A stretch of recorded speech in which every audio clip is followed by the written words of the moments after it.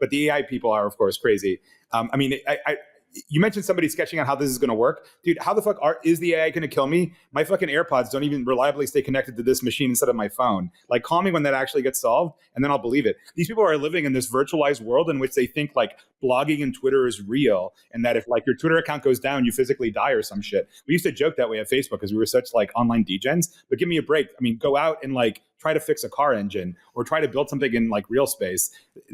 You know, the murder bots aren't coming, right? And more broadly, the rationalist movement, which strikes me, it's not rational at all. It's actually completely irrational. If anything, it's religious thinking that tends to dominate them. Not only that, Tyler Cohen ganged up on Scott Alexander, basically thrashed Tyler Cohen. Tyler Cohen is not an AI doomer. He's more of a AI, you know, it could be positive. Let's see where things go before we even jump in with regulation, which I think is very reasonable and is mostly my view. Scott Alexander jumps in.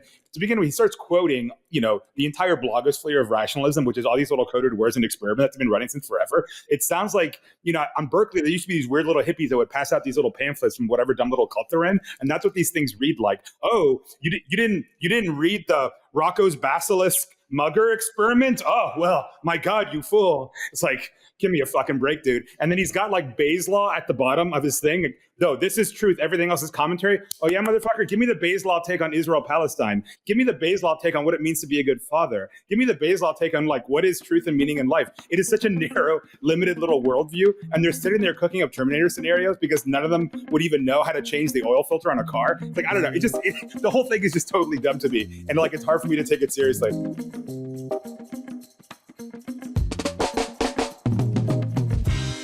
Before we dive into Moment of Zen, I want to tell you about my new interview show, Upstream. Upstream is where I go deeper with some of the world's most interesting thinkers to map the constellation of ideas that matter.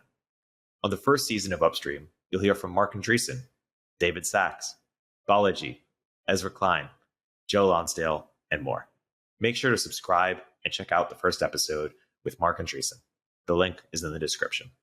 I'm also getting older, and I'm not trying to like have another weird side quest at this point. I'm looking for the place that I'm going to be like committed to for a while.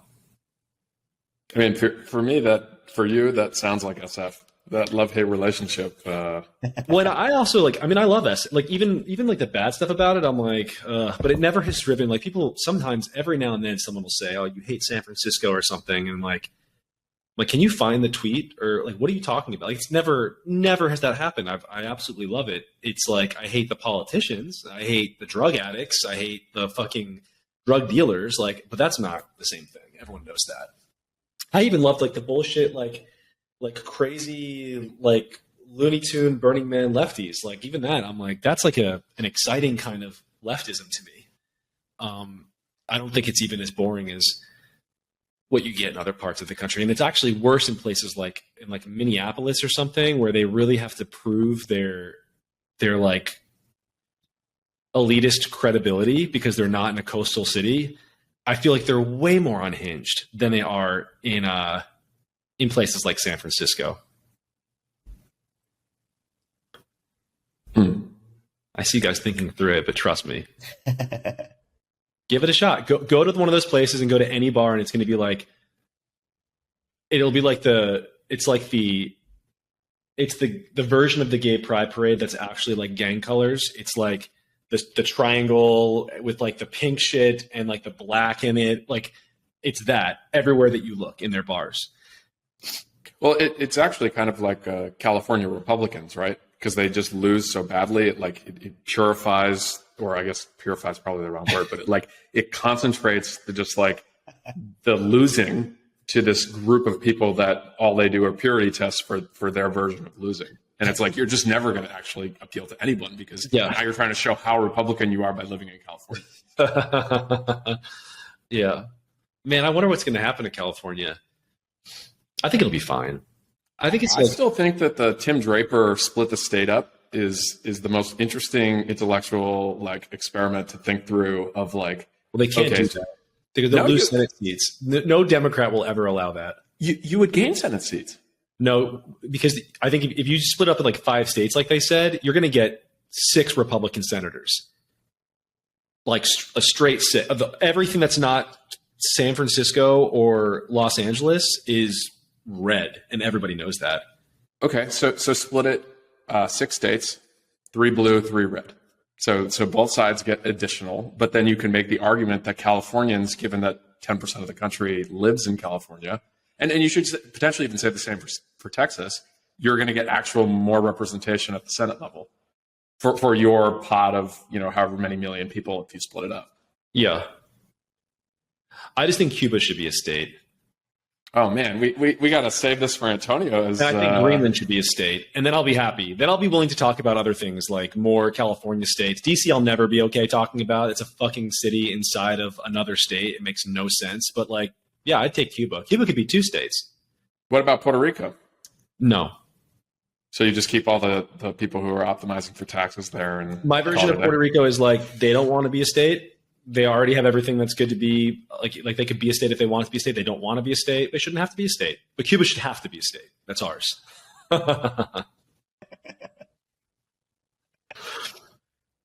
Yeah. Good opener. I think going back to SF. You said good opener. Where this is going in the podcast? I was saying when Antonio comes in. Unless you don't want me to talk about that. No, I'm down to talk about whatever. Okay, cool. I think as it goes for SF, though, I don't know. You spent a lot of time thinking about this, Mike, but it just feels like the actual governance structure of the city is just, you can't solve that. It's like the soups have all the power, and I think the districts are somewhat gerrymandered in the sense that they're designed so that they're easy. No, it's easy. It's just no one has ever tried at all before. The fact that the soups have all the power. Real communism hasn't been tried. No, I'm saying no one smart has been we should care about local politics before. It's it's a rare thing. This is a new thing that you have tech money as well as tech time, which was the real thing that was not there, was actual smart people sitting down and being it's like when you're trying to learn the rules of a board game. And the idea of it is extremely daunting. And you're I don't want to learn 6 pages of fucking rules for some weird game. But then once you do it, it's fun. And you have to get over that hump. And they have gotten over, a handful of really smart people have gotten over it and are now okay, we're running ads, we're doing voting guides, we're making sure that we're killing it on SEO and our voting guide is the top of the list. We're doing targeted ad campaigns and everything else, and they're actually really trying. And so I feel that now, the fact that there are only 11 supervisors is a really good thing, because that means that all you need are 6 of those people, 6 elections, and you control a lot of what happens in San Francisco. You can actually do a lot. The problem up until now is they have so much power, but if you actually can flip some of those seats, then yeah, you have so much power. Have they flipped them a seat yet? Yeah, they got a guy. They just got Joel Engardio or whatever, which is completely. He just he's playing the game as he has to, but he's completely on their side. And this is the first. I thought the election was going to be a complete landslide against them, because the last 2 elections were special elections, and I just assumed that all the angry people got up and no actual person in the city is going to vote for something reasonable, and then that wasn't the case. With a lot of money and a lot of time and a lot of just strategy, you can get people to care about the same things that you care about. And I think up until now, just people have thought it was a lost cause, but it's really not. So your prediction over the next 2 or 4 years, you could actually see it will moderate. I think it will continue to moderate. And I think that once it flips to moderate, it becomes the best city in the country. Wait, so are we still trying to convince Mike to run for office in San Francisco? Because for some reason, I think our group literally started with that theme. We've been doing this for years, Solana. We've been trying to get you to run for I don't know how long. Is it finally happening? But I don't live there. So I moved away about a year ago, and I'm not gonna, if I were to go back, and I think I probably will, I really love the city, but if that happens, then yeah, I'm committed and whatnot. Right now, I really am focused on Pirate Wires and building a media company. And you can't do, I feel like 2021 for me was the year of, I'm going to do everything. I'm going to live in San Francisco and Miami. I'm going to have a relationship. I'm going to have 3 jobs. I was working at Founders Fund full time. I was doing Pirate Wires, and I was heavily involved in local politics. And I thought I was going to run for something. And it just turns out you can't do any of, you can do one thing. You can do 2 things. You can have a relationship and a company, maybe. And it's hard. It's hard to have both. So I those are the 2 that I picked, and those 2, the relationship took me to Miami, And that's what I have to focus on right now. And I'm happy to do that. But yeah, in the future, I'll be more open to it. And I do think there's a responsibility for everybody who talks a lot about this shit. Like everybody who talks a lot about local politics, I believe, has a responsibility to get more involved. Like you kind of know that there's no one else. You know, you're sitting here at one point, you're looking around like mad about why no one's involved in local politics. And you have to kind of think like, okay, well, someone's going to have to do this. No one wants to do this bullshit job, but someone has to do this. Again, me, it's not right this second just because of, I don't live there. But if I were to move back, any place that I like root down, I'm going to care about local politics. This sounds like the biggest white pill on SF politics that I've heard in the last few years from this group. So, well, I was early to the anti-SF story. I've got to be early to the comeback. Yes, exactly. Wait, for the listeners, I mean, you have a pretty famous clubhouse. Do you even want to relive that right now or no? The Chesa Clubhouse? Yeah, maybe share what happened. Is that you becoming a media tycoon and billionaire? Yes. Yeah. Well, I don't know. How do we want to tell the story of the clubhouse? I mean, I guess like back then, and this is like fully like the podcast is happening now, right? Yes, we're recording. Okay. What's up, Antonio? Thank you guys for having me. It's a pleasure. We go straight into it at Moment of Zen. Thanks for coming. I was just going to say, I somehow missed the white T-shirt memo. Sorry, Erik. I didn't realize that was what's supposed to be happening here between Romero and Solana. Is Hanes our corporate sponsor now? And I missed the email. Sorry. It's actually a waffle shirt. Antonio, please get it correctly. So I don't know if you've watched our show, but we always have to troll Romero for his like fancy dress, and he's just he embodies it. Anyhow. It's anyhow. I'll just shut up there. Yeah. All of you killing it. Let's get back to Solana Tandler 2024. Wait. Hold on, Antonio. We have to revisit. We have some strong opinions on whether Cuba should be a state. Okay. Oh wow! But we'll get to that after we talk Let's about get to Cuban statehood in a bit, and it should be. Tell the origin story, because we kind of came up together in the last 4 or 5 years. I think the whole local politics story is just interesting across the board. I think that the high level problem facing America is just local politics, and it's not just San Francisco. It's every single city in the country is bad at this. There's not a city in the country that does not have some like deranged board of education person who is, attacking the schools. There's not a single like whatever the legislative branch of the city is. If it's like we have a board of supervisors, a lot of people have like a city hall. Like there's no version of that in any city where there's not a person who's like, we need to be doing like, reparations or something, rather than talking about like how do we better like handle the trash or whatever it is. That's like an endemic problem, and it's because local politics is not sexy and it doesn't pay well, and it's not really in most of these places a stepping stone to anything other than like your local power, and it just attracts like the worst people alive. And anyone smart wants to go and do something that's going to make money. So that's just like that's the perennial problem. And for me, I kind of had felt that way throughout 2018, 19, like, man, this city is so fucked. And it's like the people on the board are so dumb, but it wasn't until the summer of 2020 when it suddenly was like, okay, this was already really bad. I mean, the shit problem in San Francisco was already a huge deal, and I'd already been talking about it. But like now suddenly, if your local government is incompetent in the middle of an actual crisis, it matters. And I don't know what color of the pill was, but there was a pill was taken at that point. And I was extremely radicalized. I was like, these people need to go. And the first step to that is it's awareness, and not just like, awareness of the issues that I care about. I mean, straight up, if you talked to the average person living in San Francisco, they didn't know what the board of supervisors was. Like they didn't know, like, let alone how many were on it and what the balance between that and the mayor was. Like they didn't know the actual basics because they didn't care. So many people in San Francisco are kind of transient. They're passing through. And I thought, okay, I'm talking about this stuff a lot online. Michelle Tandler at the time was talking about this, and she still is talking about this stuff a lot online. And at that point, there was really nobody else. There just wasn't. There were no other big voices in tech who were like, I'm going to really care about local politics. In fact, I remember thinking it was kind of weird. I thought, like, I don't know, are people going to get, first of all, are they going to get mad at me for like picking on these people? Like, is it going to be, am I going to be accused of racism somehow? Probably. And inevitably, yes, is the answer to that question. It was like, are tech people going to think this is stupid, that I'm just like focusing on something really dumb? But that the opposite happened. What happened was everyone was like, yes, this is crazy. I've noticed that too. And we developed, like, we got a kind of bigger audience than I think either of us even realized on these issues. And so we hosted a chat. I thought it was a very basic chat. I thought it was like, literally, I was like, yeah, we're going to get people together and tell them how many supervisors are on the board and how like laws are passed in San Francisco. I think Michelle, and I wish that she was here on this podcast, you can go and fact check with her later, but I'm pretty sure that she had a sense of what was actually going to happen. I think that she had spoken with Chesa, which I didn't realize. And he showed up in the chat, Chesa Bowden, our ex-district attorney.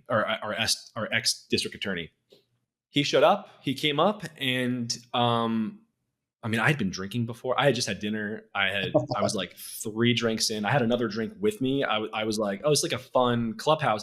We were all in the year of Clubhouse at that point. Like, that's what Clubhouses were. They were like these like really relaxed things. You couldn't really see how many thousands of people were listening, and you just like got shit-faced with your friends and talked about bullshit. And now suddenly, like, the DA was in the chat, and he was just like, no, I never worked for Hugo Chavez. And I'm like, well, you definitely did. And I'm like Googling it. I'm looking at like all these citations, and he's like, nope. And that was my first experience with a politician, just like straight up lying to my face. Had no idea how to handle it. Didn't know that's just, yeah, it was my first time. I was used to dealing with journalists who,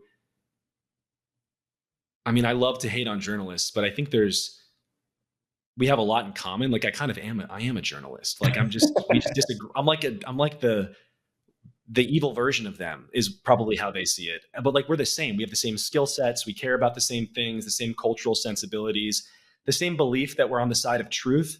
And so that means there's like a commitment to the truth. And if you call out a journalist for getting something wrong, they really care about that. And most of them are willing to kind of talk to you and want to get to the bottom of things. Politicians are just not like that. It's a whole other thing. And he's a politician. And that's it. That was the huge chat that I guess everybody listened to and had a really serious opinion about. And I think it got a lot of people excited about politics. A lot of people heard that chat when they were like, we got to do something. Like, this guy is a complete fucking sociopath. And they did. And now he's gone. Bye. But he might be coming back. He'll come back. He's not going anywhere. The left loves him. He's royalty, right? His parents were terrorists. It's a big deal for them. Today, Mike, you have 220,000 Twitter followers. I feel like when our group chat started in 2019, you maybe had like 10,000 or something. Like, yeah. I feel like you were early in local politics, and that you were contrarian and right. And I think you were also early on just fighting back to the media. Like, we don't have to just sit here and take it or apologize. What do you think were the inflection points on the tech versus media sort of fight, and how the power dynamic shifted a bit? Was it Taylor and Clubhouse? Was it something else? It was earlier. I think it was like 2017. I think 2017, at the height of Me Too, I think a lot of people, not just in tech, but in America, are kind of looking around and talk like quietly to their friends, not online at all. And they're like, things seem out of control on this sort of authoritarian left stuff. And I mean, 2020 was just, it kind of jumped back up. It was like the summer of 2020 was way worse than even we ever could have seen coming. But like before that, I think 2017 was kind of the height of that. And that was like, things were bad enough that I just felt the need to start speaking a little more honestly. I'd always been really scared that if I spoke super honestly, publicly, then I would forever be seen through a political lens. And if that were the case, then they would affect my fiction. I was a fiction writer still at the time. That was my ambition. I was going to be, writing young adult novels about science fiction and teenagers with superpowers. I love that kind of stuff. That's all I wanted to be. And I didn't want to be seen as like, I just wanted people to like my work. And so I kept it away for a while. And then 2017 was my breaking point. I started speaking more openly, still not as openly as I do now. It was like still pretty Straussian, but I was like hinting at a lot of stuff. I think a lot of people who can't speak their mind learn how to be funny. It's like a way to calm people down and also like convey ideas in a slightly less direct way. And there was a lot of that happening. And And then what I think really started happening, that was for me personally, but I think the broader story for everybody in tech is we all started joining group chats with each other. And obviously we all had a group chat together, but I think there was a lot of this in tech, all throughout tech. And, it's a bunch of people gassing each other up. They're like, look at this fucking asshole who said this crazy thing. Like, someone's got to say something back to them. And I was always like, I'll say something. I love to say something. But little by little, once you have a few more voices out there saying something and you're all in your group chats and you're all like, no. Like, they're the crazy ones. We're not the crazy ones. It just naturally, I think, pushed people forward. And the more people that pushed back, I think it's like the easier it became to push back. This happened in local politics as well. Once you had a few loud voices in tech saying something, it was like a direct line to 10 or 20. And once you have that, then that's a cultural shift. It's like now the culture of tech is anti the San Francisco government. And that is true. That is just like, to be in tech, in smart, is to think like, hey, we really have to do something about local politics. That's like a thing, that's like a belief associated with tech now. And I think that's a similar thing that we've seen with the media and in tech press and politics to some extent. Like, there's a reach for nuance and moderation and the ability to express ideas, or the permission to express ideas. Like, those are all values, I think, associated to a certain extent with tech culture now, because people like us were all talking a lot. And I think it started in 2017, just the breaking point, and then it was group chats, and now here we are. And I think culture's, totally different in I think a much more healthy way. Well put. What makes Taylor Lorenz such an inspiration to you? I love her. Do you guys want to talk? I don't want to I could talk for days. Well, I do have a question. I do have a follow-up question, Mike. So just, by the way, Erik, you should have invoked the anti-cancellation shields before and noted that everyone on the show is Latinx on the show. Let's just put that out there. So yeah. We've got like at least a full house on the intersectionality poker game. So we're so diverse. We're incredibly diverse. So one question, Mike. We were discussing this earlier, actually. There's something unique about tech, right? Like, SF is undoubtedly tech's hub. And if you look at how Wall Street gets treated in New York, or the oil industry gets treated in Houston, or how real estate gets treated in Miami, like the main game in town doesn't get kicked around like some second-class citizen, which doesn't necessarily mean it has to rule the roost, but it's in like partnership with civil society to make things better for everybody, right? And there's some sort of dialectic there. And you don't see that in San Francisco. And I think one of my theories about it is that there's something about tech and tech founders that live in particularly in like software tech, that lives in this virtualized world that doesn't talk to, people who don't work in tech, people, activist committees, zoning committees, local politics. Like, somehow those people are in the world and bend the world to their will in a way that tech founders would rather just avoid and not deal with. And to be clear, the fault is SFs for being kind of pathological, but I think it is a pas de deux with like the tech side of things, and that somehow that state of affairs could only exist in a tech industry that's largely indifferent. I agree. So I think the onus is on tech. I don't know that it's so. I don't know. Like, are a lot of like banker bros out there talking to the working folk of New York City? I don't think so. I think it's more real estate for sure in Florida. I can see that, but I think that the thing about tech is like it attracts or has historically attracted a kind of nerdier person. I think it's like a different kind of guy specifically that's attracted to tech, or has been until very recently. And he tends to be someone who's like really into his weird little world and like tinkering and learning and studying. And he's not trying to tell other people how to live. It's not like it doesn't attract a lot of jocks. And I think that is kind of what you need to take over a city. Is like, you have to have a bunch of people who are like, actually, I don't care that you're accusing me of taking over the city. I am. Like, we're doing it. It's ours now. And we're going to run this town. You're saying we need actual tech bros. Yes. Yes. Yes, exactly. Yeah. I think that's the number one thing that we need is people who are not apologetic and are like, we're producing a lot of value and crime's not legal anymore. What the fuck? Like, over. Next question. But that's what I think. I do think tech, I agree tech is different. I agree that the onus is on tech. We both agree the city's really insane, but you kind of can't blame it for us not doing anything for the last 20 years. But I think it's more a weird cultural thing about who tech tends to attract. I think it's a lack of civic like laundering and engagement, right? Like people make all these fortunes and then they do kind of EA bullshit where they're like, oh, well, instead of taking the money that I got from this, radical new company that, generated all this money and building an opera house or something that's like a public good that everyone can be like, oh, these tech people are really nice. Like they're making the city nicer. They go off and they're either doing like bed nets in Africa, or it's like, I'm going to start an institute to prolong like longevity and do all this kind of fringe research. And it's also, so it's like, why would I give a shit about these people? Like, if you make a bunch of money and build a bunch of libraries, like now I'm probably gonna have a more positive opinion of you.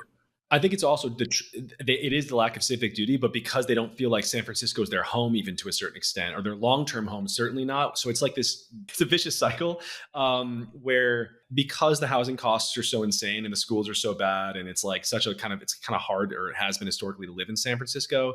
You think about it as like, well, I probably can't raise a family here, so that just turns you off to a certain, like, you're like, all right, well, why would I care about local politics if I'm not going to be here in 5 years?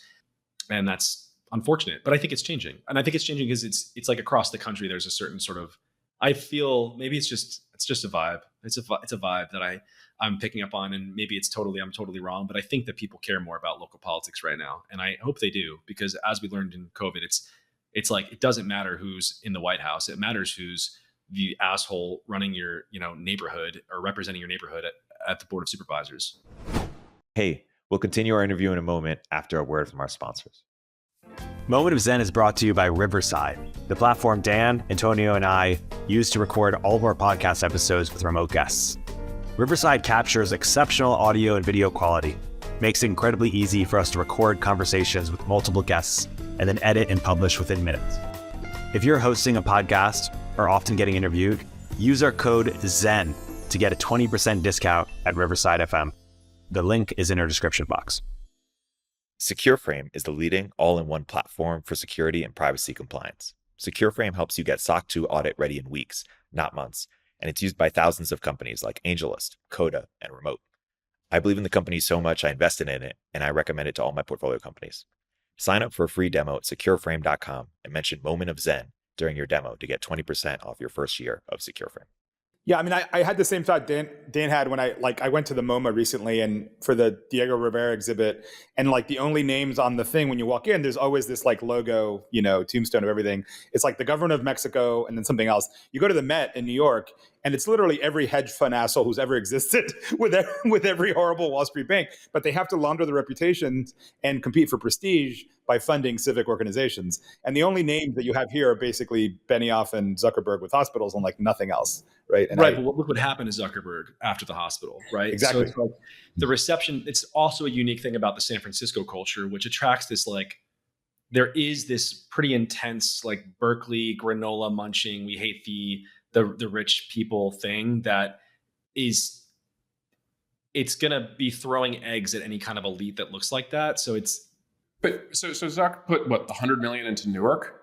Like what? Why do Newark? It should have been Bayview. Like the idea of like, okay, you make the fortune in the area, and then to be fair, I think he's done a lot in East Palo Alto, so like that's actually even more local to where Facebook is. But the like obsession with like a global like impact or human level impact versus like, let's take care of the local stuff first, like make sure that's shored up so that like we're good, then work on the, I mean, even Elon, right? Like, he has a state where he's built two, $100+ billion companies, and he has whatever Lorena Gonzalez or Gomez or whatever her name is like, fuck you, Elon. And so it's like, well, there's a version of that where Elon had done a better job of really engaging in the state politics, and all Democrats want to hold Elon up in terms of like, oh, he's creating manufacturing jobs in California, which basically don't exist now.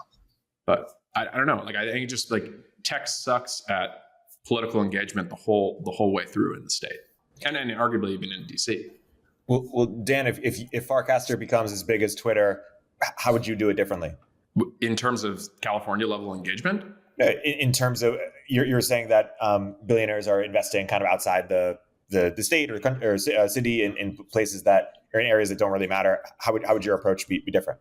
The state legislatures, those races are like insanely cheap. Like, who cares about what Elizabeth Warren is saying? Like, let's actually take over California in terms of like put moderate, like pro-tech, pro-business people in, and they could be Democrat or Republican, but like basically just get a majority in the state legislature, and now you control the state. The governor is just like it's just like San Francisco. Like the legislature is the thing that controls the state of California, not the governor. And same thing with board of supervisors versus the mayor. It's not that much money. Just to Solana's point, it's just people don't care. Like it's like you have to slog through Sacramento. You have to go to all these weird districts and primary people and find qualified candidates who want to go live in these places. It's also not. It's like not sexy. Is I always go back to that. It's just like not like even if you did it, if you killed it in local politics, you own a bunch of seats. Like you're the boss of no one cares. You're not getting. No one's like, oh, come sit at my table at this club because you run local politics in San Francisco. Like that doesn't exist. It's just like you got to do it because you love it and you think it's important. And most people will never. The average person is just not going to care. That's also like the nature of the internet, maybe, right? Like there's something that happened with. This probably has always been the case to a certain extent, but I think the internet really makes this the case where everyone, even local, is talking about national issues. It's like that's the thing that gets you the most attention, obviously, because it can reach outside of your city, and the internet, it's like an attention economy. So you do whatever gives you the most attention, and that just puts a focus on the big national elections. Like if everyone's talking about the national issues, then obviously that's the Olympics, and everything else is just the minor leagues or whatever. Yeah, but I think the reframe for people in California, and look, I'm still here, right? It's what, the 4th, 6th largest economy in the world. Like people should just take a California first approach. And if you actually now can control the state or have major influence in the state in terms of the agenda and like the set of policies, then I actually think it's like whatever way California goes, the rest of the country starts to follow. It's like Sacramento nationalism. Right. I mean, like if California changes the electric vehicle standards in the state, the rest of the country will be on electric vehicles 5 to 10 years later. Like and to be fair, Texas can do the same thing. And so I think it's like these two really large states. Florida is actually in the running for being able to say that, where it's like you can actually have a disproportionate impact on national policy just by virtue of like running your state better. I think that's like the bull case for DeSantis is like he's taking a top 5 state from a population standpoint and competently governing it. You can say what you want in his policies, but like he is in control of the state and the state legislature. I mean, I think you're right there with Florida because it's a lot more monolithic here. But if you look at California, this is a classic thing, right? If you look at the voting maps of California by county, it's not actually a blue state, right? I mean, by area, it's actually a red state by and large. Although by population, obviously, it's a blue state. You don't have a cohesive California. You got to know the California where they believe in the state of Jefferson that wants to pull away. It's as red state as anything. The vibe is not San Francisco at all. And so there isn't a coherent Californian identity. And I know Solana hates the network state idea, but I'm going to harp on it that I do think it's a blue urban archipelago and a sea of red. And in states like California, that's just like a random subset of that rural urban divide. But I agree with it. In Florida, it's a lot more monolithic in the sense that people in Miami are pro DeSantis and people in the sticks, between Miami and Orlando are also pro DeSantis. But I think you'd get a different story. I think you get a different story in California. Like, and I don't know how you recreate that regional identity. It's very difficult to do. Well, before you joined, we were actually talking about Tim Draper's wacky idea of splitting the state. And I'm convinced like you just split it into 6 states, three 2-seat Republican, 3 2-seat Democrat. Doesn't change the national balance, but every Californian now has disproportional impact in terms of now their representation at the national level gets increased. Okay, well, let's really go viral, Dan. Where would you draw the NorCal, SoCal line? Well, I mean, that's the 2-state version, and obviously you'd have to do it so that it would neutralize any swing for one party. But I mean, if I was to draw the line, I think it's everything north of Santa Barbara is probably Northern California. Just draw it right across the state. Although you start getting like Bakersfield over there, so you got to like make sure that is appropriately I think Arizona could take Bakersfield actually, or Nevada actually. But I would draw it in like St. Louis Obispo. Kevin McCarthy is going to be so excited of not being from California anymore, which is kind of crazy to think about that. It's like California actually just switched. Speaker of the House is from California on the Democrat side and on the Republican side in a state where no one ever thinks of California as being Republican, right? But If us four were solely dedicated over the next like 5 to 10 years to really making a dent and changing California, like what do we think are the highest like points of leverage? Or like what would our strategy be that we haven't discussed yet? I think talking about it's really, my first thing is just like, I really think you have to associate status with it somehow. I don't think people, unless you're going to pay people a lot of money, there has to be status associated with it. So talking about it, creating celebrations of the people who are doing it, making them look cool. I don't know how you do that yet. I would have to sit down with a pen and a pad and think of ways to make local politics sexy. But I mean, money around it helps, which goes back to like what I believe Antonio and Dan were talking about with like the museums and stuff. Like there was some kind of Met Gala that was actually bombed that everybody wanted to go to. And it was like the local politicians were there. I don't know. Status, though, is what I'm thinking of. Like, you have to associate status with it because you're not going to be able to pay them more. It's always going to be a shit job. Here's the bear case for San Francisco, not to pop Solana's bubble because I think he should be doing what he's doing. You know what the equivalent of the Met Gala was? This past Friday, I shit you not, there was an AI meetup at the Exploratorium that just would not leave my fucking feed. The girlfriend was there. Like, that was the event of the fucking year. And it was a bunch of nerds talking about, like, ChatGPT. Yeah, but all that says to me is that there's always going to be money in San Francisco. Like, if that's the thing that's the coolest thing of the year, that's why people keep succeeding here, is because so there's going to be resources. That's a bull case. That's not a bear case. Well, but let me finish the thought. I think how I've come to peace with San Francisco since I've just like resolved myself to living here is that it's always going to be basically a petri dish of bizarre social experiments, whether it's tech or whether it's like dumb progressive politics or whether it's like just druggies doing drugs on the street. It's always going to be this total shit show, and that's just what it is. That's its role in life. It's a gold rush city. Boom bust. I thought you were living in Miami now. I'd like to maintain that idea. We're like Batman Joker over here. Like, I'm living in Miami talking about how much I love San Francisco, and you're living in San Francisco and you never shut up about Miami. It's the cycle of life.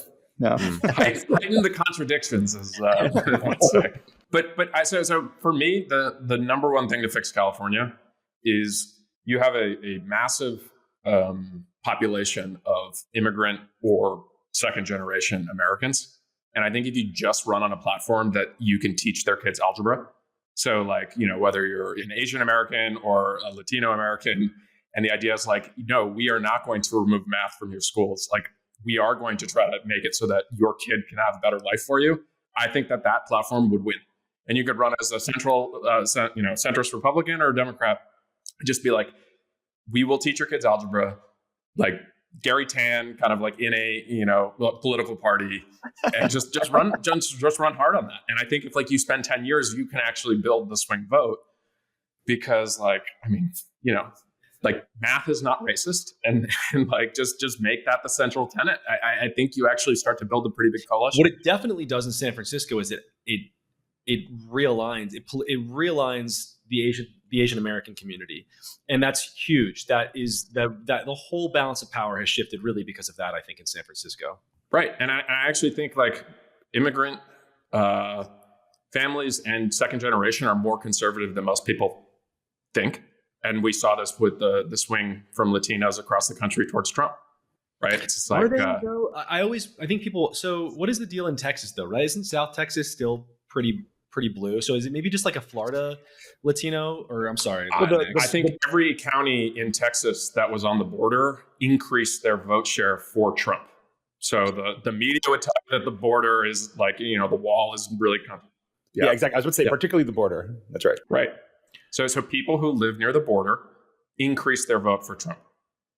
Just that's a fact. That's not an opinion. Like go look at the data. I have been surprised at how many Asian people, despite the systemic discrimination against them, seem to support it. Has there been an Asian swing, or are we just hopeful that could happen? Well, there was in San Francisco was an Asian swing. They were called the school board, right? Yeah, and they were just as activated over the crime. I don't know what California looks like, but I don't think San Francisco is uniquely. It has like a huge Asian population that's not the same in the rest of the state. Isn't it like 30 to 40% of the city? It's up there. Yeah. I think it's really high. It might even be higher. No, look, I think the state of California is a state of immigrants, both from like kind of, different socioeconomic levels and education levels. And I think if you just sell immigrants on we teach people algebra in this party. I think you can make progress. That's tongue in cheek, but I think it's like that's the winning coalition to build around. It's like there's actually a lot of shared values across a lot of different cultures there. California, for people moving the transient, it's like you want a better life, the land of opportunity, like sell that.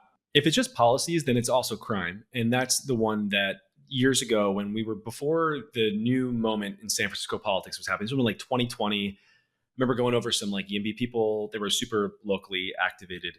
Went over their house, we were drinking on a roof, and I was like, yo, the thing that no one cares about housing. Like, yeah, we agree, we should build more housing. We all agree. All smart people think that that's true. That's not like emotionally activating. The average person doesn't care, and it doesn't matter that they think you're right. They're not going to get out and vote for it. The thing that you need to think about is crime. Like, I've never had a conversation with anyone in San Francisco. This was in 2020. I'm like, I've never had a conversation with someone, no matter how liberal they were, where if I said, hey, sucks that crime's legal, they weren't like, yo, we got to do something about this crime. And they were so scared of it. They were like, no, it's a losing issue. But I think that that's actually, the school board happened for sure, but it's hard to know who was less popular. Was it the school board, or was it Chesa Boudin? Because less people voted in that the school board election. I think crime is the bigger issue, right? Like, and my favorite thing is like San Francisco has all these, super lib biker types. Like, they have these really fancy road bikes, and they're the ones like, oh, they've got to support, whatever set of, talking points from the New York Times. They have their like $10,000 bike stolen out of their garage because someone had been like scoping through the garage, and they like are able to break it and pull the string down. And it's just like, maybe there's a little bit of disconnect between the stated set of policies that you want and like the actual issue that you probably need to be focused on at the local level. This reminds me. I think like Chesa came in and he was going to like sue companies that were based in San Francisco for climate change violations.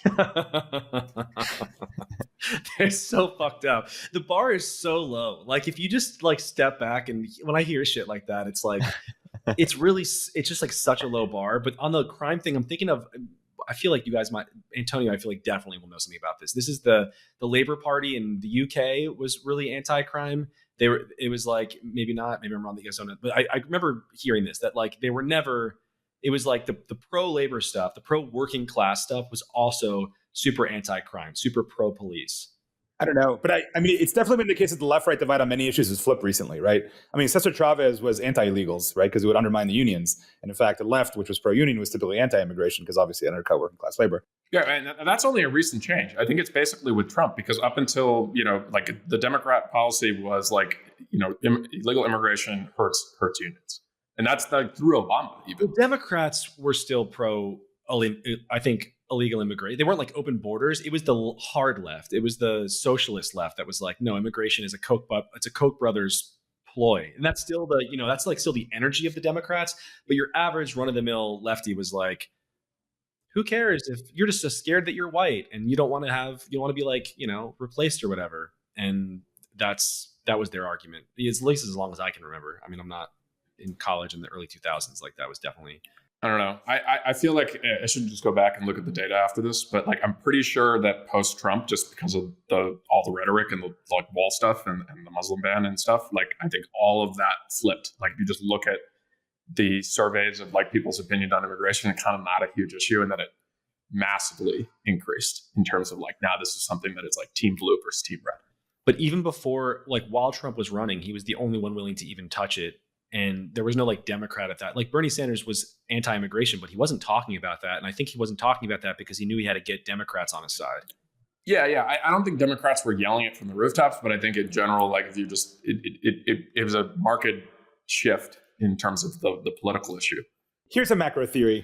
I think a lot of this is that people are actually able to actually insulate themselves from the consequences of their political beliefs. And in the case of both crime and schooling, or for example, shipping a bunch of immigrants to, Martha's Vineyard? What was DeSantis' stunt? For example, who were probably shipped out, I think, within 24 hours, literally. They got vacated from Martha's Vineyard, right? I think they moved them to a military base. Yeah. Don't call it a concentration camp. Do we call it a camp? Is that what that would be? Yeah, I think it's a lot of people have lots of opinions that they don't actually have to pay the bill on. And that's kind of the reality. And I think as as politics gets more virtual and more online, it's more the case that you can sort of evince a certain thing, but not actually have to like toe the line on what that actually implies for you in your real life. And I think things like schooling is where you can't avoid it. They're coming after your kids. Like I don't know, Mike, if you ever like listened in on some of the school board calls back in the early days, they were like heartbreaking, particularly in the Lowell thing when they're going to shut down Lowell, right? Which is like this merit-based testing school. And you had like no shit, like because they put the kids on, the parents put the kids on, which it might seem manipulative, but it's like, well, no, it's the kid who's going to the school, right? So they put on this 8th grader, and it was so heartbreaking I had to stop listening. It's like, yeah, you know, my parents aren't rich. We have a restaurant, and like this is my one shot out. I want to go to Lowell. And then they just fucking flame the school anyhow because of the little kid. It's like, God damn it. Like people can only take so much of that before they finally just like flip out and like, oh, there's a glitch in the matrix. Clearly something is broken here.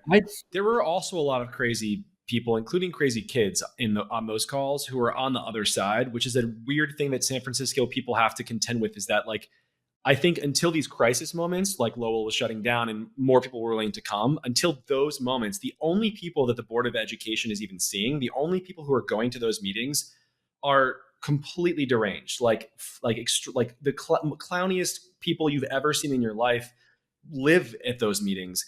And so I think like what I would change, if I could be like dictator of San Francisco for a day, I would Thanos snap all of those meetings out of existence. Like we don't need any of these. I think it's like, unless something's happening, the school board doesn't need to be meeting once a week and having public commentary. And it's like, we need less councils, less committees, less public opinion. It's like we elect people to pass laws, and if they fail, they're fired. I think it's kind of roughly how it should go. Public opinion should just be tweets. So you put the tweet out and let people have their deranged tweet. It's all Twitter polls. and people can like it. Sorry, I'm liking the idea of the Solana caliphate in San Francisco, Solana. I have to say. It's the only way. You got to move back first. I guess that's one example of making something like higher status than it was previously is Teach for America. Like they were able to introduce a whole set of people to become teachers who would have never done prior. And I wonder if something similar, you could imagine like a YC for candidates or something, where it's seen as impressive to get in. These people wouldn't have done it otherwise. To your point on status, Solana. Well, I love it if it was, so Teach for America is also temporary. So if you could think about like, okay, I'm going to go into service for just, it's a 2 or 3 year really intense thing where I'm not making a lot of money, but yes, then it's like high status.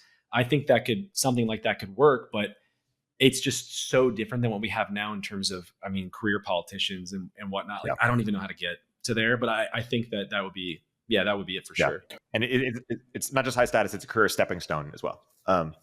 The pushback I'd say there is like all the stuff that Obama did. He like attracted all these like techies and stuff like that, and they couldn't even launch the Obamacare website. So like, and I don't actually think it's because the people who were working there weren't talented, right? Like they were probably the most talented group of like technical people that the government ever had working for it. It's just the bureaucracy itself is the thing to fight. Yeah, but that's on a national level, maybe on a local level, maybe more. Oh, I think it's pervasive. I think it's just like public sector unions, like rules, tenure, like all that crap.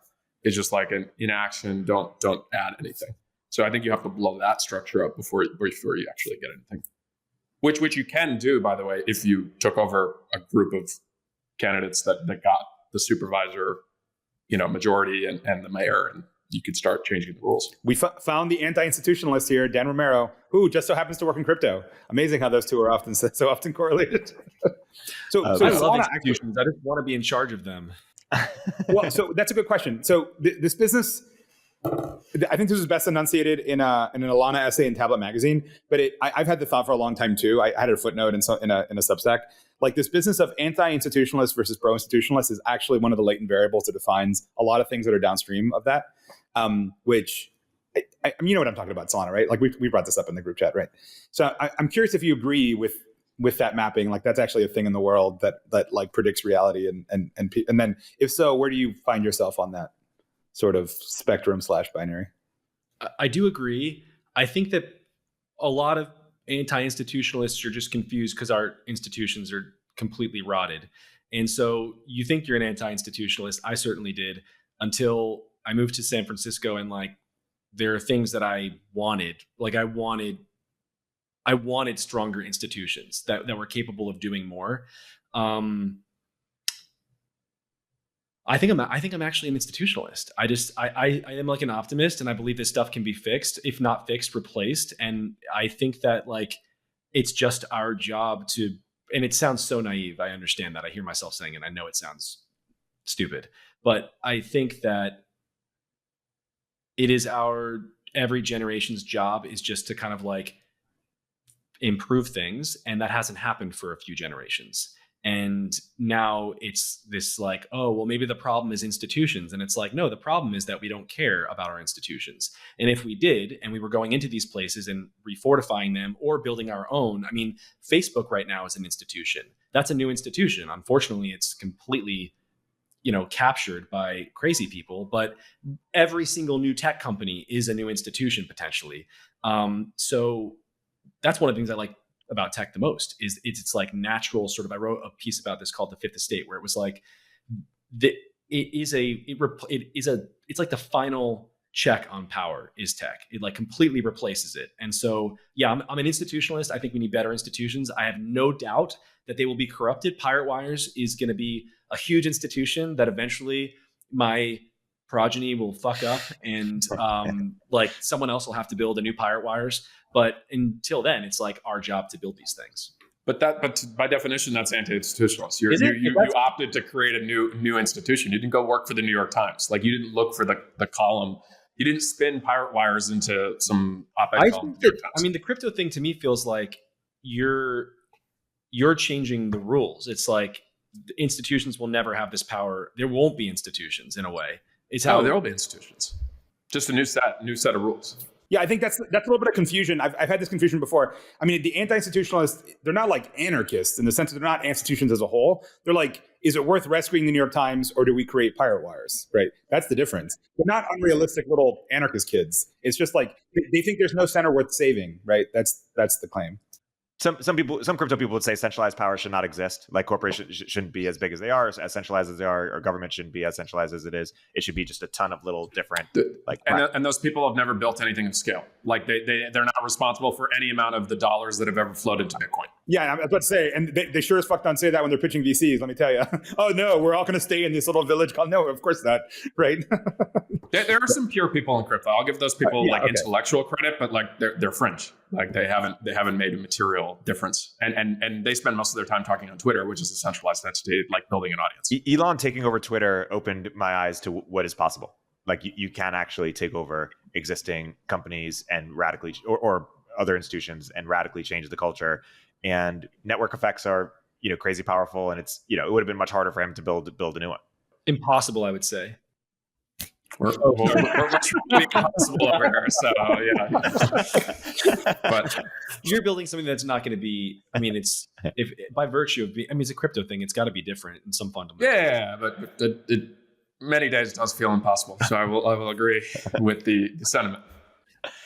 Paul Graham tweeted, he was like, "Why don't you just build a new one? You could replace it in a week or something." I remember. But it's weird when he says things like that, because it's like he's a smart person and he works in tech and he knows that that's not true. So I'm like, is there a Straussian read of this that I'm just not picking up on? Like, what is the point of it? Like, I don't understand what he's saying with that. Really, what is the thing behind the thing that he's saying? Sometimes he sounds brilliant, and sometimes he sounds like a boomer or something, or just like out of just doesn't get it. But that's part of his brilliance. He just doesn't care. He'll just say what he thinks. Totally. I mean, I think you see this a lot with very brilliant people. So I've worked with BG. We're a YC company, and he often gave us advice that was either super brilliant or like you're fucking out of your mind and you're wrong, and it ended up being true. And the fact that he was wrong, I don't know, dude. It's like our friend Balaji, right? That like it's a lot of these people who work in tech, their brain ends up looking like a VC's portfolio, right? There's like 10 or 20% that are incredibly correct, directionally true, exponentially true thoughts, and 80% of it is like total hogwash, absolute in the red, total losses, just total disaster. And like you just have to kind of meet them on their terms. I think a little bit. Yeah, the moneymaker is which 10 to 20% are right. Yeah, exactly. Right? Exactly. So what's the Elon taking Twitter over version of politics? I guess that's what Trump was supposed to be, right? Drain the swamp. I mean, Elon, is he draining the swamp? I think you have to build the app. It's Curtis has this whole framework for this, but I think generally like you build the app that can actually create the equivalent of 21st century like machine politics, like Boss Tweed without the criminal element and like all the negative stuff of that, but like real machine politics that you can actually use that as a force. And like within the democratic system, like we had that for 100 years, where it's like immigrant groups would show up to a place and then they'd actually take over because of machine politics, and then we kind of push that out of the I don't even know, Overton window. But maybe it's time to bring it back and do it in an app form with competent government. I think it was Peter. I know it was Peter. I'm saying I think because I feel like maybe he won't want me to bring this back up, but he wouldn't care. He says that too little corruption is sort of a problem. Like, you don't want it to be a really corrupt society, but if there's no corruption, you're not getting anything done. That's just then a bunch of rule followers. Like everything is processed in rules and bureaucracy. I think that was like famously his criticism of Obama. He's like, that man is not corrupt at all. And nothing's changing. Yeah, I mean, the last two presidents there are different levels of corruption depending on which team you believe. Like you either see corruption with one and the other one is pristine, or vice versa. Actually, I don't think anyone does think Trump's corrupt. But he kind of owns it, right? Maybe let's segue back to Taylor Lorenz for a second. I keep bringing Taylor Lorenz back. I'm blocked. I don't even know what she's saying. She didn't just block me. She went and found like every entity I am like associated with, and she blocked them too. Like she blocked Pirate Wires. She blocked the Pirate Wires intern account. She blocked me. I think she blocked Founders Fund. It was like down the line. You're blocked out of the Wayback But she's Machine. still reading you, dude. I'm sure she is. Back when she cared, we're mutual blocks, but then she would screenshot my tweets that people would send her or something. So you're probably still under the eye of Sauron, whether you like it or not. Well, she's the hate tweet alt account where she reads all the people that she's blocked. I mean, she would unblock me to comment and then reblock. It's been like a year and a half since then. I don't think she thinks much about me anymore. I love her. I think that she's actually really underrated. And I'm going to make the Steelman case. So I think that she's like a savant at internet trends. I think she really does understand culture and where it's going and like who the big people are going to be and what's relevant and what's not. And so when she's picking on some like random seeming person with 10,000 followers, she's right. Usually like that person actually has a big audience and like a bunch of young people do care about them and they are talking about them. And so she's like, she says a lot, like her kind of read on how culture works is, I think I agree with it. Basically. I think she takes social media seriously. I used to always say, she hates when people call her a TikTok reporter and like, she considers that like derision or whatnot. And I'm like, that's awesome. There should be TikTok reporters. There should be people following trends on an app that has, 100 million people on it every day. That seems like a pretty big deal. And she understands it really well. And so I think that's cool. Well, if you think of like foreign correspondents being in war zones, right? Like where is the biggest war zone? I mean, obviously there are people dying in Ukraine, but like for most people in Western society, the war zone is Twitter. Yes, and she understands that, and she lives there, and she's like, this stuff actually, when some crazy trend about Gwyneth Paltrow eating bone broth takes off, that matters. Like she just takes it seriously, and I agree with that. I take internet bullshit extremely seriously. I think it shapes our entire world, and so I am very much on the side of Taylor Lorenz in that capacity. Obviously, I'm not an agoraphobe, so we have our differences, but generally speaking, I think she's really cool. Is agoraphobe the thing with their thermostat, or what's an agoraphobe? When you don't leave the house, right? That's agoraphobic. Yeah, you're afraid of open spaces. Also, remember her thermostat was like way too hot or something, like because she's a reptile. Yeah, but that's cool. Like she rolls with that. She has an internet mythology around her. That's how old is she? Nobody knows. I mean, it's just. I think she's I would say that's the most amusing thing about her. You go to her Wikipedia page. No one knows the year she was born. Like she's some sort of obscure 15th century Dutch painter or something. Well, nobody knows. The documents, were burnt in the Spanish invasion of the Netherlands, and I don't know, any time between 1976 and 1985. It's like Moses. I mean, who knows? We're gonna now have just like an internet descending of number of tweets, and we're gonna have to deal with our mentions are gonna be blown up. There's been a fragmentation. She doesn't deal with us anymore. There's a fragmentation. Like no, it'll somehow make its way through the series of tubes. What's she doing now? They don't care about it. I don't know. I'm just, for the record, like people can live their own lives. I've been blocked. I was watching, I recently live tweeted the TikTok congressional hearing, and I did a piece on that. So I was like very keyed into it. And the stream that I happened to be on, because I couldn't find C-SPAN for some reason on YouTube, it was like the Washington Post came up, and I was running late. I'm like, fuck it, I'm just going to click this one and watch this. It's just a stream. But what that meant was I also got their commentary on during recess, and then at the end of it. And at the end of it, I went to I came back from lunch basically. So it was like running still. And then there was Taylor Lorenz. And I was like, oh, Taylor, what does Taylor have to say? And the first thing that she did was she went after one of her colleagues for basically one of the women there said that TikTok was censoring BLM content. And Taylor was like, are you retarded? That didn't happen. She's like, that it was like all. Well, she definitely didn't say retarded. She did not say the R word. She did not say the R word. We know that she didn't say the R word. She was like, this content was not only was it not censored throughout the summer months of 2020, it was like clearly amplified by the platform.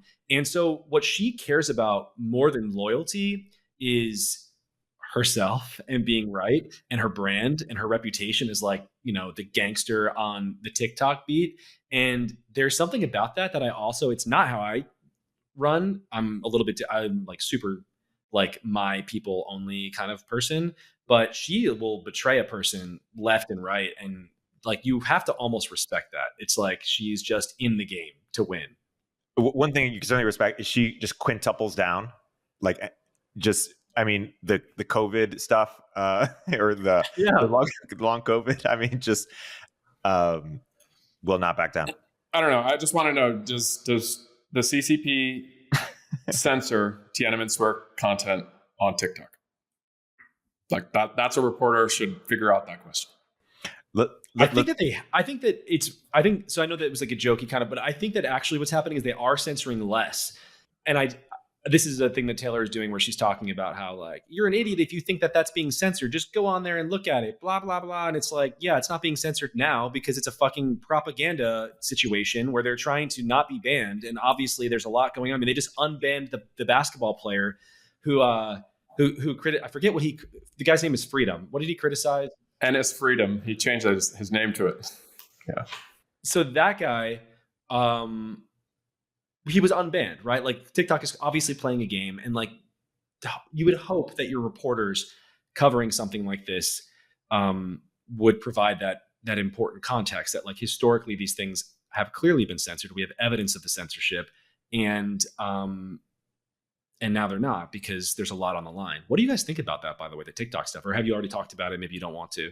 I think it should either be divested or banned, period. And no restrict act, all that crazy stuff. Like, absolutely not. Like, it should just be, they either need to 100% divest. They don't allow our social media in their country. We shouldn't have a parent in China that has the servers and all that. Like, it needs to clear separation. And if you can't technically do that, shut it down. So I think they would be able to technically make it work given how much money it's making. But if it was just restrict act or nothing. Absolutely not. Restrict act is like worse than the Patriot Act. Like, yeah, I don't even think the Supreme Court would allow it. Like, I think it would get struck down on a whole bunch of things. I think that, I mean, on the sort of protectionism stuff so a lot of, on the question of spying, people are constantly sort of saying all over TikTok, this is being said by the pro TikTok people on Twitter, all the media. It's like, you don't care about the spying. You just want what's good for like US tech companies. And I'm like, that sounds great. What is the problem with that? And this is where I'm just like not a libertarian at all anymore. I don't need to even, I do think I think the spying is a huge problem. I think that the question is always like, well, what are they going to do with the data? I'm like, I don't know. I don't want to know. I know that this is an enemy, and I don't want them to have anything that they could use potentially. I don't know that there's a lot of evidence yet on the propaganda side. I think targeted propaganda is inevitable. I don't know what that's going to manifest as, but I don't want to cross that bridge ever. However, they, like you mentioned, they have banned like all of our major tech companies. Why does America have to be the place where we compete, but nowhere else? Why is it like freedom is when every single country in the world can compete for the American market, but America can't compete in any other market. That just is stupid to me. And with China, it's so easy. It's like you're banned. All of your software companies are banned actually until you unban ours. And then once you do, we can play ball again. But until we do, I'm taking my ball and I'm going home.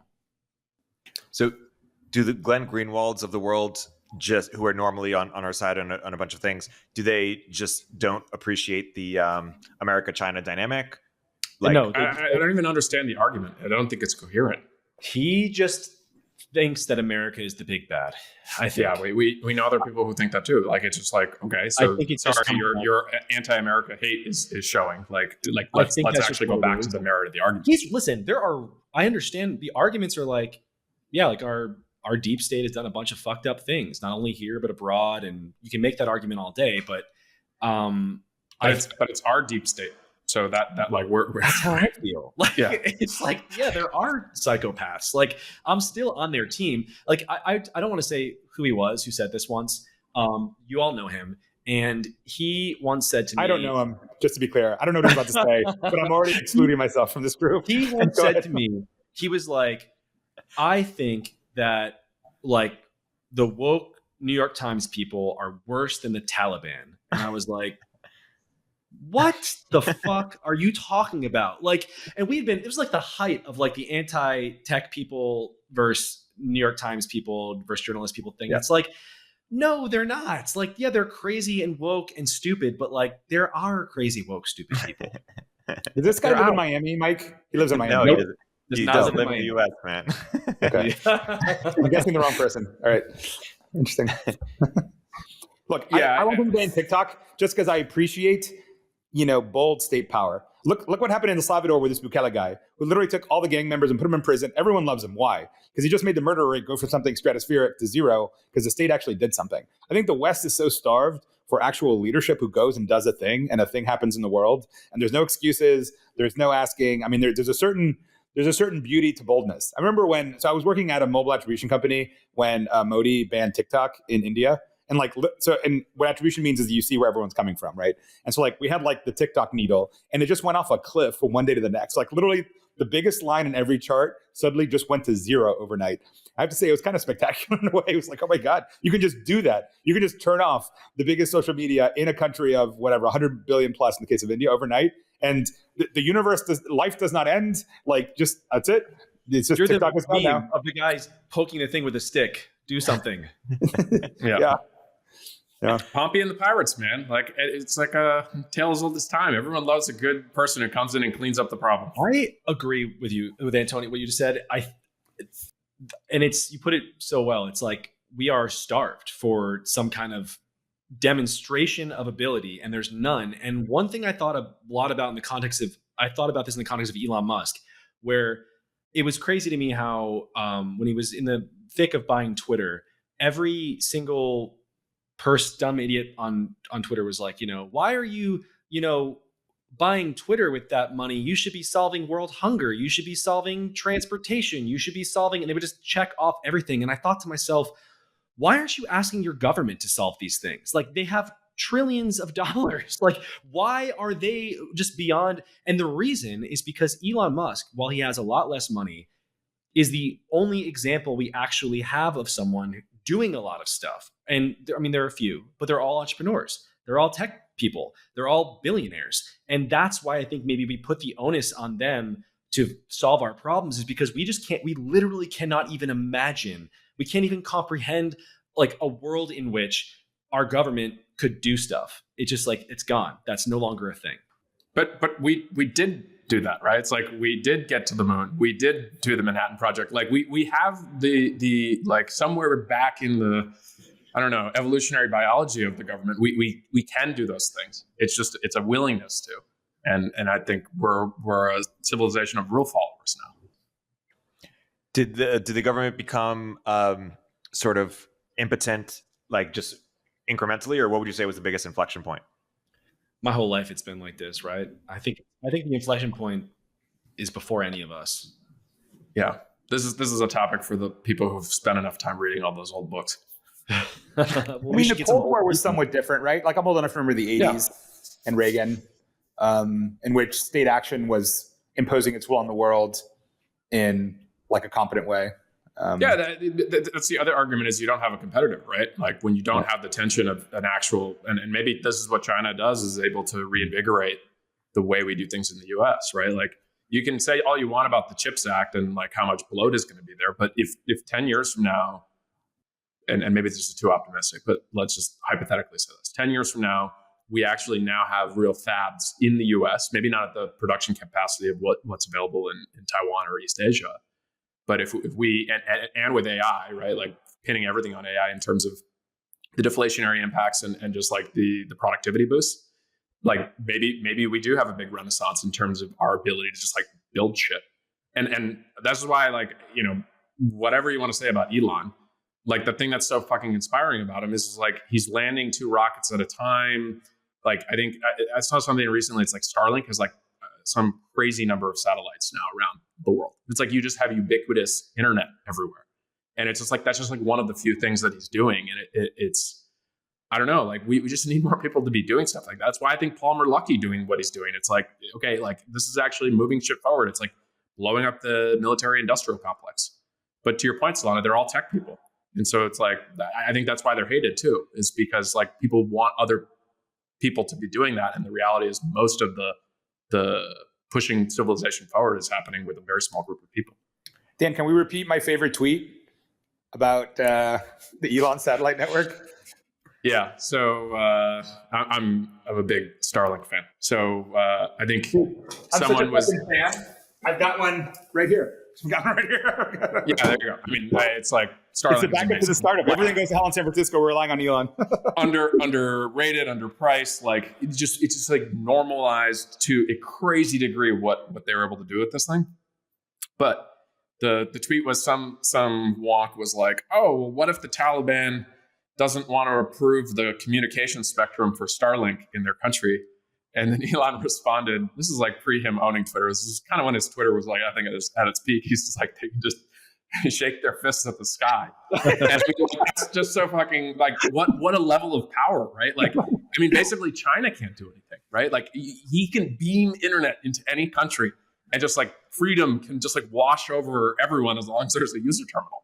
I mean, I think it's like, let's be frank, Dan. It's going to be fucking TikTok cat videos and porn, but whatever. That's the whatever. That's American soft power, man. It's literally just like it's like pervasive. It's just like we're just going to beam Reddit onto your country, and like you just get the full, the power of the American, cultural export. And it's like Reddit or ChatGPT. And it's just like, Amazon is like supposedly going to launch their first satellites in 2024 for their satellite services. Like, bro, what satellites are you, what like rocket are you shipping that up on? Like the only ticket to space now is basically China or Elon. I don't know. I love the fact that like TikTok, any of you guys read War of the Worlds when the Martians come and invade, and it turns out humans win because they have no immunity to bacteria, and so the whole invasion dies. Yeah. And so like all these autocracies just have no natural immunity to fucking TikTok video, they do in China because they can censor it, but like just full frontal internet would just blow smoke any of this away. That was my dream for Cuba, that they would actually inject internet into Cuba. We're less than 5 years away from this. So this is like, This is technically possible. So what's going to happen is there are going to be enough Starlink satellites and they'll probably add some hardware to it because it's not technically that hard because it's not that far up in space. Like this is low Earth orbit you're talking about. Like it's actually,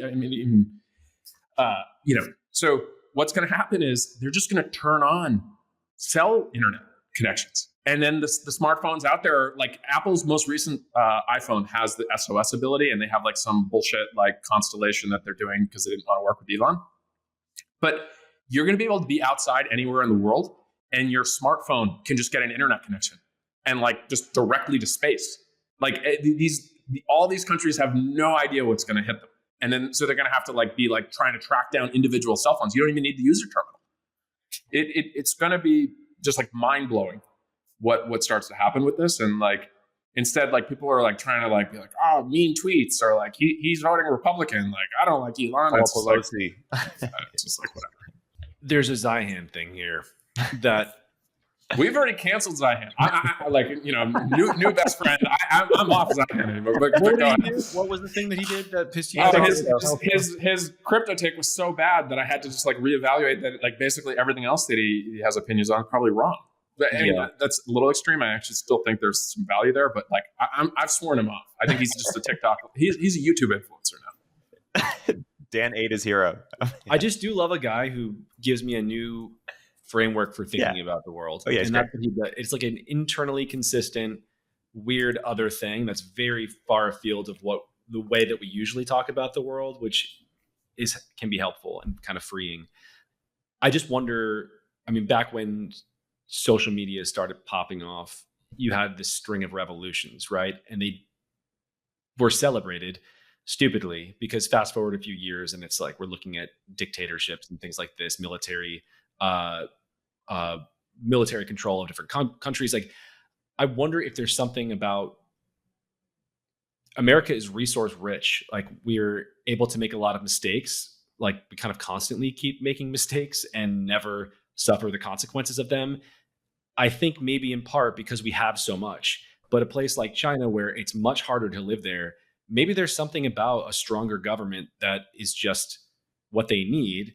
And the instability that would come from something like what you're talking about now, no speech controls, whatever. I mean, suddenly like we can handle sort of all of this just because we have so much room to fail, but they kind of really can't. And so I don't know. It's just, I'm just spitballing here, but I don't know that I just am sort of on my, there are always unintended consequences. I'm in my unintended consequences era, and social media really proved this to me because I thought it was benign and it's not at all. And so I'm just always kind of wondering what happens. It's not always good. One of the most popular podcasts in tech, now that I look at these lists all the time, is Tech Won't Save Us. And it's basically like an anti-tech podcast. Whose podcast is that? Some like journalist or media person, I don't even know, but there's a very like strong, and Solana's probably dealt with this firsthand the last few years, blocked thousands of accounts, but there is like a big contingent of people, of leftists, who just like hate tech, not only hate tech, but think it's like the source of why we don't have great healthcare or education or et cetera. And oh my God. I just looked up one of the hosts is called Paris Marx. Oh my God! I'm telling you, dude. I'm telling you, Tom Wolfe. When Tom Wolfe died, God put him in charge of the script. The leading anti-tech podcast. The name is Paris Marx. Holy fuck! The Italians banned ChatGPT. Like, it's like people are just going to blame all their problems in technology. I make it the pizza. I ban the AI. That's what the Italians do. Which, by the way, I think is great. I think Europe should be like the before times. It's a museum to before the internet hit. I think they should ban all of it so that it's waiting for me, like Amelie style, when I get back there. But I might be the only one in this group that thinks Europe is the place to flee to. Well, so this is the other one. And this is just like stolen from Twitter. So, but basically, it's like, you have the tech people, the anti-tech people are like, tech is ruining the world, like, or even the frame is tech hasn't done anything interesting. It's like Uber for dogs, like it's just all derivative VC BS. And now the same people are like, we should pause AI, right? So it's like, okay, so is it the world destroying technology that you claim it when it's convenient, or is it the worthless, just basically people exploiting other people? If you were to ask them what the U.S. like gets for its, $5 trillion or $6 trillion, whatever, government budget, and how is that money spent and how effective is it, they don't, they have no idea. I think one of the more interesting things about the AI stuff is that I don't think the media is actually as hard on AI as people like. I mean, Eliezer that's a lot. I mean, he's bringing the most to the table. The other people are like, this seems scary, and yeah, we hate tech, so we want to ban it. But Eliezer's like, we're going to die. All of us are going to die. And he's not the only one, right? The whole Bay Area rationalist community is like this. And if you're not a part of the Bay Area rationalist community, you probably want to be seen by them as intelligent. I think that hating AI, or not hating, that's the wrong word, I'm sorry. Being afraid of AI is seen as an intelligence signal now, especially in the tech industry. It's a way to easily sort of say, hey, I'm like a real genius who understands all the scary things about, whatever, X risk and whatnot. I think there's something to it, but it's like, I think we all have this conversation. It's like, there's a nuanced conversation to be had here. It's not as exciting if we're all going to die, but I don't believe any of these people, and they are the worst at the FUD. They're way worse than the media, I would say. It's climate change for people who don't go outside. Yeah, it's a book of Revelation for nerds, is what it is. It's all it is. It's a standard if I used millenarianism. Taylor Lorenz to segue into TikTok, Mike, I want you to explain why you find Aella a savant, and we'll segue into AI safety conversation. Doomers. I love Aella. So Taylor, it's like a lot of tongue-in-cheek love. I mean, obviously that's a crazy person who's really mean and evil, and not evil. No one's evil. Maybe some people are evil. Taylor's not evil. She's crazy, and she's been mean to people who I care about. And I'm like, I don't fuck with that. I think Aella is interesting, and I like Aella. I think Aella is free. I think that she doesn't care about convention, and she's going to follow her mind. She's going to follow her own internal compass. I think she's had an interesting background. Obviously, she's reacting to a lot of crazy religious stuff, and so paints with a broad brush. I think she has biases that she's not dealt with. I think that she's wrong about stuff. Like, she came after me for the AI stuff the other day. A lot of people I like came after me for the AI stuff because I'm a little bit skeptical of their intelligence signal. Whatever. Like, she's cool. Jesus liked prostitutes too, so I'm in good company. Yeah, there was an old saying like prostitutes are the only ones who could speak the truth or something. And for she also, Aella, to her credit, was based before. I know, that's what I'm saying. Anyone. She spoke up. She was out there. She moved the Overton window. And so I think that is one of the things. Like, I remember those people, and when I felt scared to say something, the people who inspired me to just grow a pair and say what was true, like, she was one of them. She just was one of them, and she took the most shit for her stuff, like on some of these like biggest culture war issues, like in the last few years. Like, she took her, Cyan Bannister. I remember, like, there were some ones that were just like so tragic. Anyways, cheers to her. Should we segue into AI safety stuff? It is interesting because there's also this group on the other side, the EAC, the accelerationist group. Like, there are groups of smart people who are fighting on this issue. How do you make sense of like the cultural landscape of like the accelerate versus doomer? Like, where's that going to play out? I think that I'm upset with the people on the other side right now. Like, so more than I'm upset with the Elizers of the world, I'm upset with the people who are building this stuff and love this stuff and think it's important, because they're not defending it in a way that is compelling. They're not explaining what they're working on. They're not painting a sort of compelling picture of the world with AI for anybody. The people who've done that the best are in Hollywood. Despite all of the apocalypse stuff, it's Spike Jonze is her, I feel like, is the only thing that has come even close to showing us something that we can all wrap our hands around, which is why we always reference it, because it's the only one that does that. And presumably that's the kind of thing that should be coming from the very people who are working on it. I've not seen one of them. Not one of them has gotten me excited. And I've talked to all these people in person, and like, they just are not compelling on this issue. And so what is the average? We're all steeped in this stuff. Like, what is the average person supposed to think about AI? You have on the one hand people who are like, it's going to be great. And then you have the other people who are like, here's how it could kill us in the following, 10 different ways. And they're really thorough. And then you have the New York Times saying it's like, it's racist or whatever. And so there's just nothing competing with that. And it is frustrating to me. I was going to go into a whole tear, so go ahead, Dan, because this whole topic pisses me off, and Eric's probably going to edit it out anyhow because it's going to get us in trouble. But I never edit anything out that gets you into trouble. Jesus Christ. I think like it's clearly just going to be this massive deflationary thing, and like there's going to be a massive productivity boost. I think it's actually going to be like the saving grace for the U.S. economy over the next few years.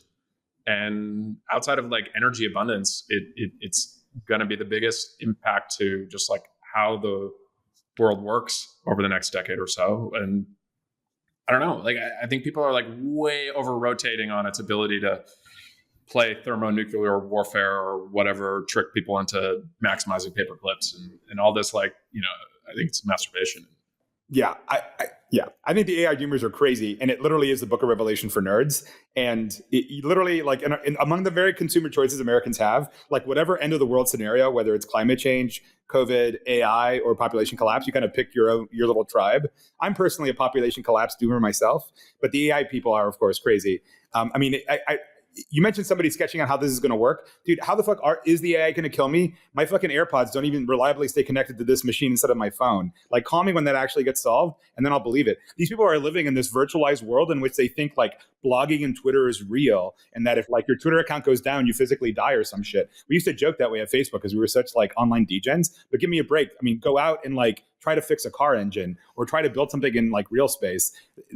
You know, the murder bots aren't coming, right? And more broadly, the rationalist movement, which strikes me, it's not rational at all. It's actually completely irrational. If anything, it's religious thinking that tends to dominate them. Not only that, Tyler Cohen ganged up on Scott Alexander, basically thrashed Tyler Cohen. Tyler Cohen is not an AI doomer. He's more of a AI, you know, it could be positive. Let's see where things go before we even jump in with regulation, which I think is very reasonable and is mostly my view. Scott Alexander jumps in. To begin with, he starts quoting, you know, the entire blogosphere of rationalism, which is all these little coded words and experiments that's been running since forever. It sounds like, you know, on Berkeley, there used to be these weird little hippies that would pass out these little pamphlets from whatever dumb little cult they're in. And that's what these things read like. Oh, you didn't read the Rocco's Basilisk mugger experiment? Oh, well, my God, you fool. It's like, give me a fucking break, dude. And then he's got like Bayes' law at the bottom of his thing. No, this is truth. Everything else is commentary. Oh yeah, motherfucker. Give me the Bayes' law take on Israel-Palestine. Give me the Bayes' law take on what it means to be a good father. Give me the Bayes' law take on like what is truth and meaning in life. It is such a narrow, limited little worldview. And they're sitting there cooking up Terminator scenarios because none of them would even know how to change the oil filter on a car. It's like, I don't know. The whole thing is just totally dumb to me. And like, it's hard for me to take it seriously. My company actually ran an AI spoof over April Fools because I just find it so dumb.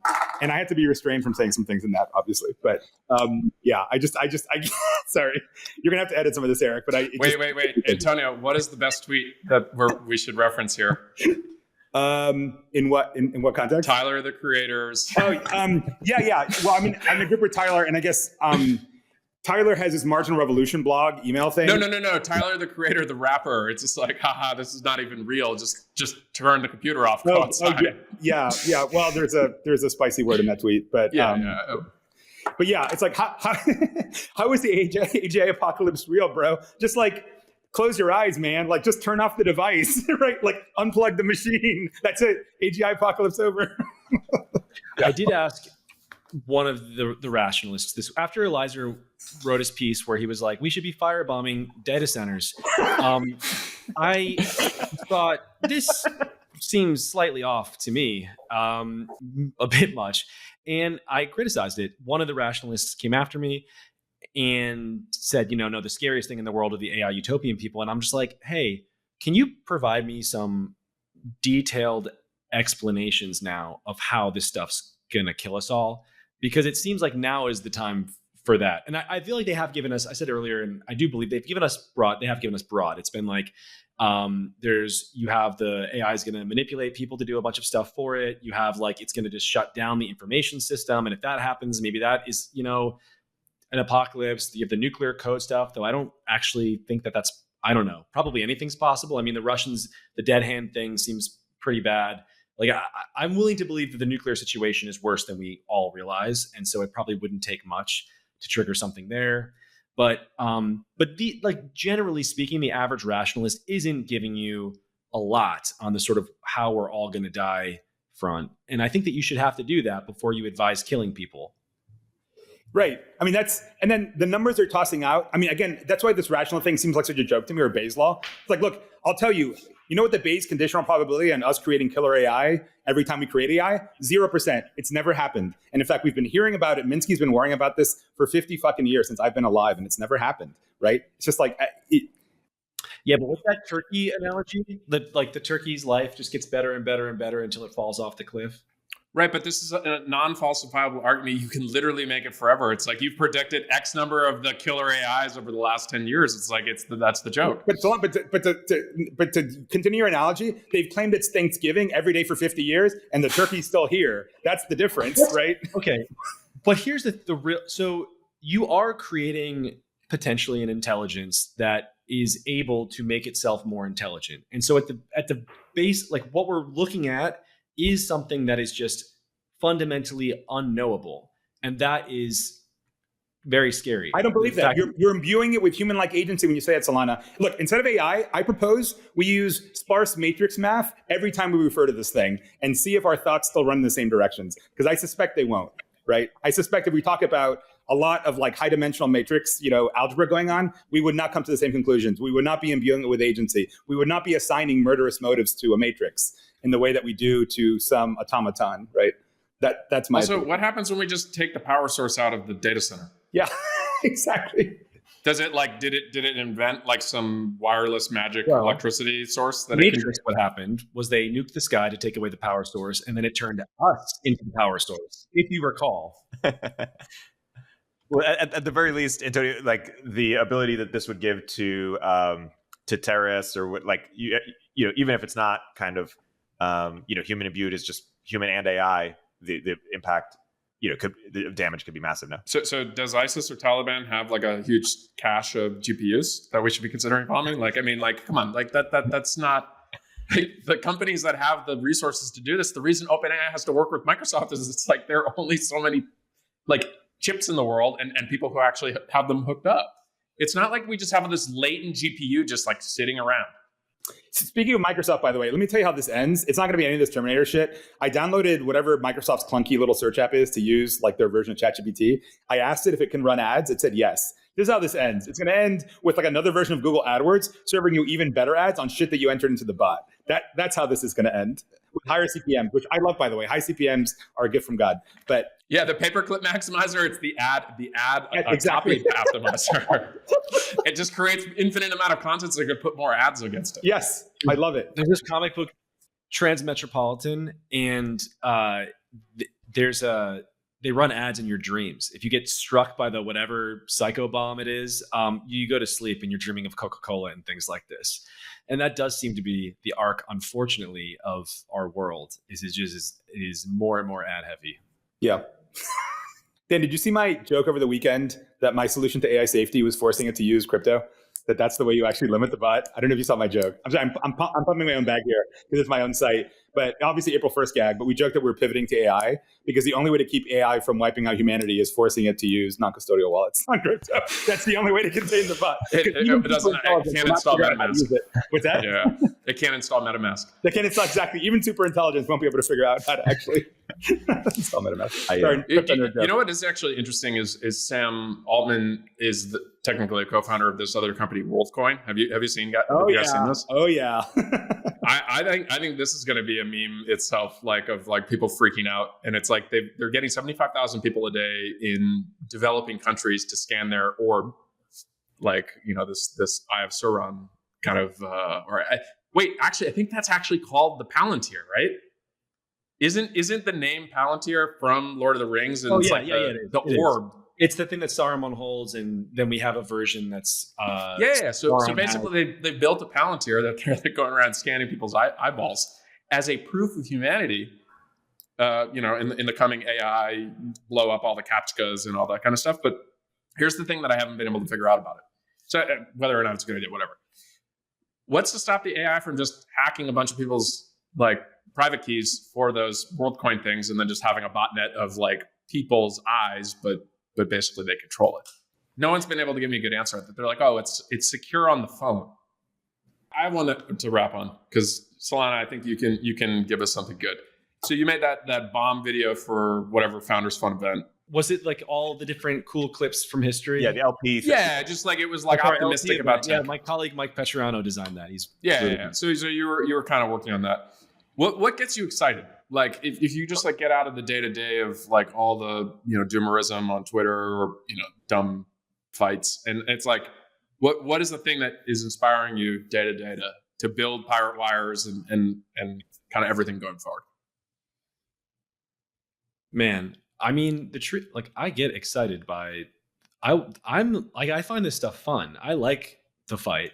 For years, because working with Peter is obsessed with mimetic theories. I think one of the foremost Girardian thinkers probably ever, and certainly ever. And being sort of coming up under him is very competition is really bad, not only for your business, but for you personally. You become the things that you fight and this and that. And it was always you shouldn't be fighting with people unless you absolutely have to. And I always wanted to fight. I always wanted to get in there and just fight for the things that I cared about. And so the truth is once I did, my life got a lot better. I felt like I was swimming with the current finally. And the things that I care about my family. I care about my country. And I care about my friends. And those are the things that I'm excited about. And I get excited about the idea of this sounds really deeply cheesy, but I get excited about like a better world for them. Like I think about whenever I'm getting into some stupid shit online, if it's about a value or something in politics or tech or abundance or whatnot, I'm thinking about my sister and her kids. And like, that's who I do it for. And I have this like vision in my mind of a better world, a post-abundant world. Like we talked about energy before, we talk about technology, perfect education and crime is not happening, like that kind of stuff. If all of that could be just taken care of and the world could be a better place, like what would people get up to? Maybe nothing. They just hang out. My dad just wants to sit on a dock and smoke cigars with his friends at the public boat slips. Like that's his idea of a good time. That's awesome. I'm happy. He's a working class sailor, right, Mike? He's a working man who sails, just to be clear. He does own a sailboat, correct? He does own a sailboat on a public dock. Does he ski by chance? Huh? He does not ski. He does not go skiing. Oh, amazing. He has gone skiing. Shocker. He has skied in his life, but he's not a skier. Solana, what you were describing though really just sounds like what Antonio described Spain to be like. Kind of just like people hanging around, like energy abundance, like no one needs to work. Yes. Healthcare is good. Make America Europe again. You just want us to be fucking amazing. I just want us to be fucking amazing, honestly. And that gets me excited. Yeah. That's a good note to wrap on. Mike, thanks so much for coming on Moment of Zen. Thank you for having me, guys. Moment of Zen is brought to you by Riverside, the platform Dan, Antonio, and I use to record all of our podcast episodes with remote guests. Riverside captures exceptional audio and video quality, makes it incredibly easy for us to record conversations with multiple guests, and then edit and publish within minutes. If you're hosting a podcast or often getting interviewed, use our code ZEN to get a 20% discount at Riverside FM. The link is in our description box. Secureframe is the leading all-in-one platform for security and privacy compliance. Secureframe helps you get SOC 2 audit ready in weeks, not months, and it's used by thousands of companies like AngelList, Coda, and Remote. I believe in the company so much I invested in it, and I recommend it to all my portfolio companies. Sign up for a free demo at secureframe.com and mention Moment of Zen during your demo to get 20% off your first year of Secureframe.